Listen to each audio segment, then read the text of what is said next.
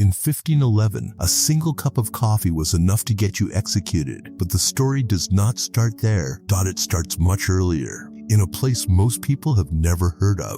On a hillside in the Ethiopian highlands, somewhere around the 9th century, where a goat herder named Kaldi noticed something strange about his animals. They would not sleep. They had been grazing near a cluster of low wild shrubs covered in small red berries, and after eating them, they moved differently, faster, more alert, almost frantic, circling through the night when every other creature was still. Kaldi did what any curious man would do.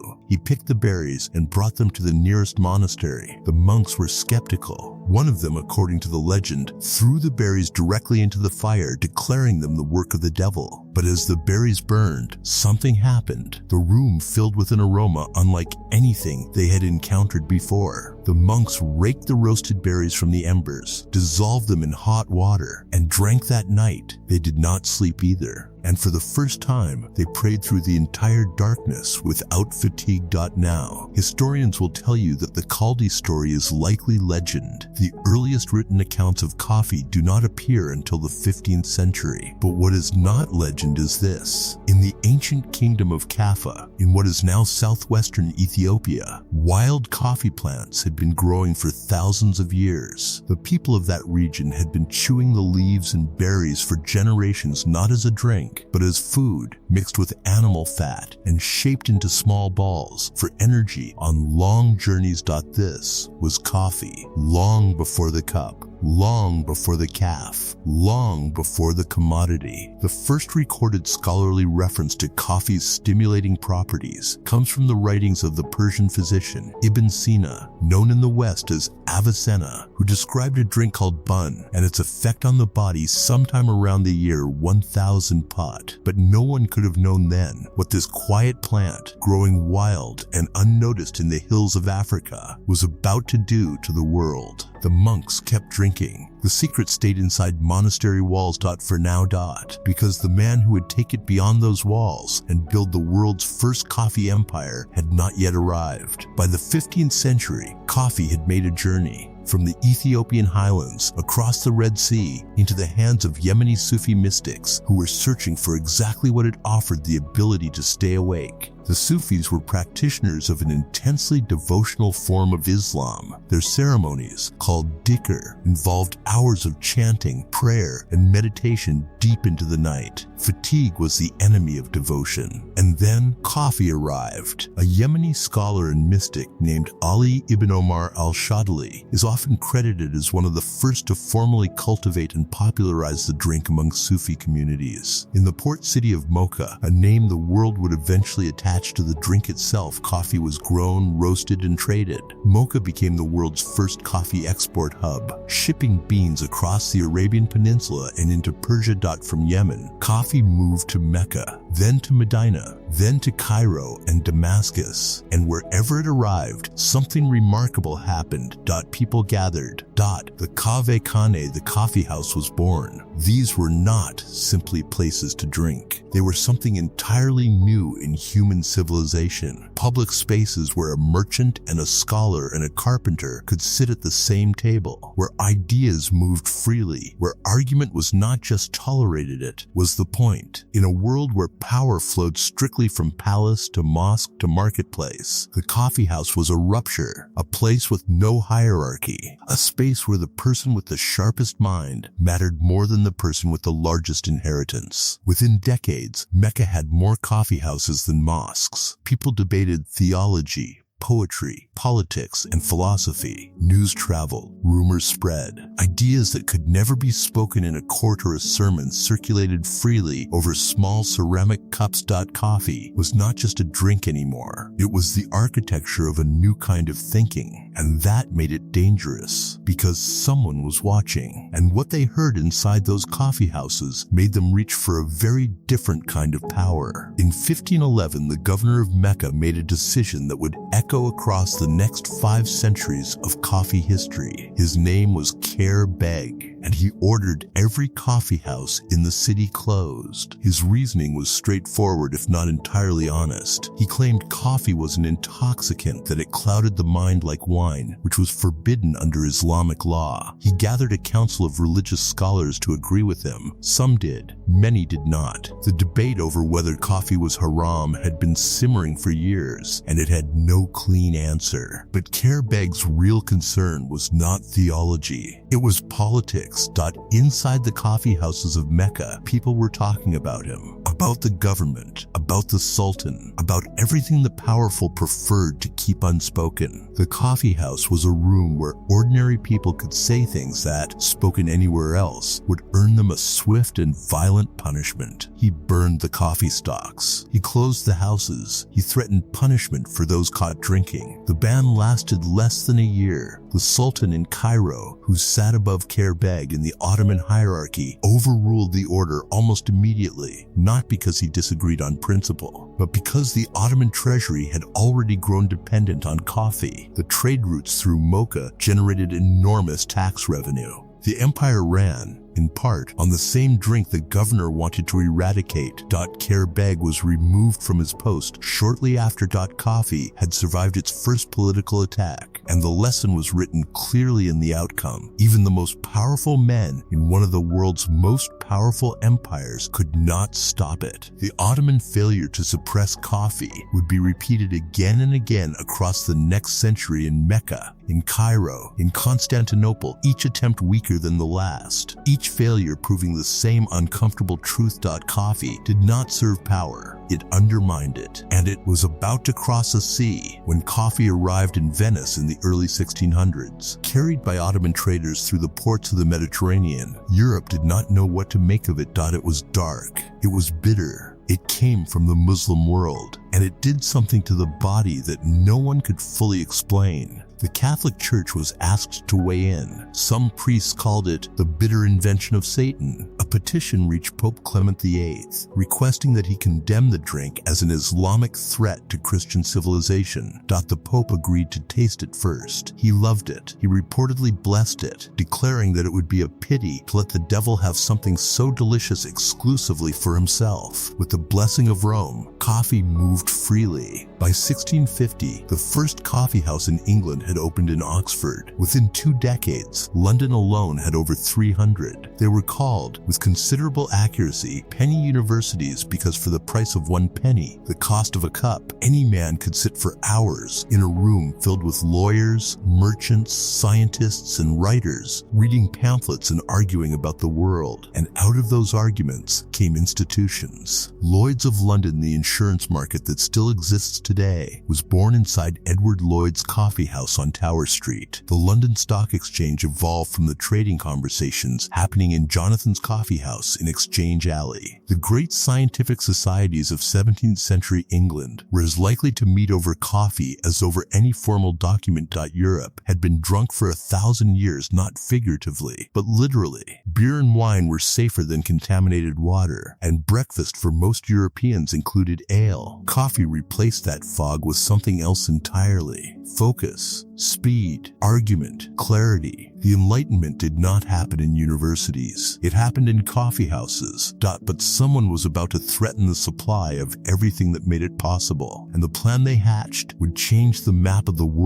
For over 150 years, Yemen held one of the most successful trade monopolies in history. The secret was the bean itself. Before exporting coffee through the port of Mocha, Yemeni traders would pour boiling water over every sack of beans, enough heat to prevent germination. They sold the flavor of coffee to the world while keeping the living seed entirely to themselves. No country, no empire, no trading company had ever successfully grown a coffee plant outside of Yemen and Ethiopia. That changed because of 1 man and 7 seeds. Around 1670, a Sufi pilgrim named Baba Budan made the journey from India to Mecca, the Hajj, the great pilgrimage. On his return, it is said he concealed 7 live coffee seeds against his body, hidden beneath his robe, and smuggled them out of the port of Mocha. He planted them in the Chandragiri hills of what is now Chikmagalur in southern India. The plants grew. The monopoly cracked. Whether every detail of that story is historically precise is debated. What is not debated is that within a generation, coffee was growing in India, and the Dutch East India Company, one of the most aggressive commercial empires in history, was paying close attention. The Dutch obtained a live coffee plant, most likely from Yemen, and transported it to their colonial territories. Their first large-scale plantation was established in Java, and the word Java would eventually become, around the world, a casual synonym for coffee itself. The Dutch then did what colonial powers always do. They gave a specimen to the right people. A coffee plant was presented to Louis Sive of France, housed in the Royal Botanical Garden in Paris. It was treated like a treasure, guarded, studied, admired, but the French were ambitious. That single plant, given as a diplomatic gift, was about to leave Europe, and when it arrived at its destination, it would make France extraordinarily wealthy, and it would cost hundreds of thousands of people their lives. France planted coffee in Martinique in the early 18th century. From there, it spread to a small island on the western tip of Hispaniola, a French colony called Saint-Domingue. Today we call it Haiti. By 1788, Saint-Domingue was producing more than half of the world's coffee. It was also producing roughly 40% of the world's sugar. This tiny island, roughly the size of the state of Maryland, had become the single most profitable colony in the entire history of European colonialism. The wealth it generated was staggering. The plantations of Saint-Domingue poured money into France that helped construct Versailles, fund wars, and sustain a royal court of breathtaking extravagance. The people who made that possible were enslaved. By the late 18th century, Saint-Domingue held approximately 500,000 enslaved Africans, working in conditions designed to extract the maximum possible labor in the minimum possible time. Life expectancy on a coffee plantation was brutal. The work was exhausting, the punishment savage, the mortality rate so high that the colony required a constant flow of newly enslaved people just to maintain its numbers. This was the true cost of a cup of coffee in an 18th century Parisian cafe. But something else was circulating in Saint-Domingue alongside the coffee cherries. Ideas, the same Enlightenment ideas being debated in those very Parisian coffee houses. Ideas about liberty, about natural rights, about what it meant to be human had found their way to the island. Some of the enslaved population could read, and what they read changed everything. In 1791, they rose. The Haitian Revolution was the largest and most successful slave uprising in history. It lasted 13 years. It defeated the armies of France, Britain, and Spain, and in 1804, Haiti became the first black republic in the world and the first nation in the Western Hemisphere to permanently abolish slavery. The coffeehouse idea had turned against its own masters. Saint-Domingue's production collapsed. France lost its most profitable colony, and the world had to find its coffee somewhere else. It already had a candidate waiting. Napoleon Bonaparte loved coffee. By most accounts, he drank it constantly, strong, hot, and often. Aides recalled him calling for coffee during planning sessions that stretched through the night. It was, perhaps, the most ironic detail in the story of what came next. In 1806, Napoleon imposed the Continental Blockade, a sweeping trade embargo designed to strangle Britain economically by cutting off its access to European markets. The blockade worked on many things. On coffee, it backfired in ways Napoleon could not have anticipated. With Saint-Domingue gone and Mediterranean trade routes disrupted, Europe's coffee supply tightened severely. Prices rose, demand remained, and somewhere across the Atlantic, a vast country with smuggled seedlings and almost unlimited land was ready to fill the gap. Brazil, by 1850, Brazil was producing more than half of the world's coffee. The scale was unlike anything the Caribbean had attempted. Vast plantations cut from the interior rainforest, worked by enslaved Africans in numbers that made Saint-Domingue seem modest by comparison. Coffee drove the Brazilian economy the way oil would later drive the Gulf states. The entire political political, and financial infrastructure of the country organized around protecting and expanding the crop. But something else happened alongside the expansion. The price of coffee collapsed. When supply explodes, cost falls. And for the first time in its history, coffee became affordable to the working class. Not just the philosopher and the merchant, but the factory laborer and the coal miner and the textile worker. This was not an accident. Factory owners understood the value of a workforce that arrived awake, stayed alert, and returned the next day ready to do it again. Coffee was scheduled into shift changes. Breaks were timed around it. The beverage that had once sharpened the minds of revolutionaries was now keeping the machinery of industrial capitalism running. The drink of philosophers had become the fuel of the labor force, and the next transformation would make even that seem small. In 1884, a businessman named Angelo Moriando walked into the Turin General Exposition and displayed a machine that could force steam through compressed coffee grounds in seconds. He called it a rapid coffee making machine. The world would eventually call it an espresso machine. It was not an immediate revolution. The machine was large, expensive, and needed refinement. But the idea it introduced that coffee could be made faster, more consistently, and at industrial scale was the beginning of an entirely new era. By the early 20th century, improved versions were appearing in Italian cafes, and the espresso bar had become the social center of Italian urban life. Quick, cheap, social, democratic. A counter where a factory worker and a professor ordered the same thing and stood side by side. Then came the problem of overproduction. By the 1930s, Brazil was producing so much coffee that the global market could not absorb it. Mountains of surplus beans sat in warehouses with nowhere to go. In 1938, Nestle found a solution, a powdered coffee product that dissolved instantly in hot water. They called it Nescafé. The timing was extraordinary. Within a few years, the Second World War put instant coffee in the kits of American soldiers on every front. Millions of young men, many of whom had grown up in households that barely drank coffee, returned home as habitual daily users. American coffee culture, already growing, exploded into something total and unavoidable. The post-war corporations moved in. Maxwell House, Folgers, Hillsborough's coffee became a branded product, standardized and mass-distributed, stripped of its geographic character and cultural specificity, and optimized for shelf life and cost. Then in 1971, a small coffee shop opened in Seattle's Pike Place market. Starbucks initially sold only beans and equipment, but by the 1990s, under Howard Schultz's vision, it had transformed into something entirely different, a global machine that sold coffee as identity, as lifestyle, as a premium experience available in a cup with your name written on the side. By 1999, coffee had become the second most traded commodity on earth, surpassed only by oil. The drink had traveled from a monastery in Ethiopia to a stock market in London, from slave plantations in Haiti to corporate boardrooms in Seattle. And now, standing at the top of the world, it faced something none of those earlier threats had been. The Arabica coffee plant is extraordinarily particular about where it will grow. Et needs specific altitude, specific temperature ranges generally between 18 and 22 degrees Celsius, specific rainfall patterns, specific soil. The regions that provide all of those conditions simultaneously are called the bean belt, a narrow band running between the tropics of Cancer and Capricorn across parts of Latin America, Africa, and Southeast Asia.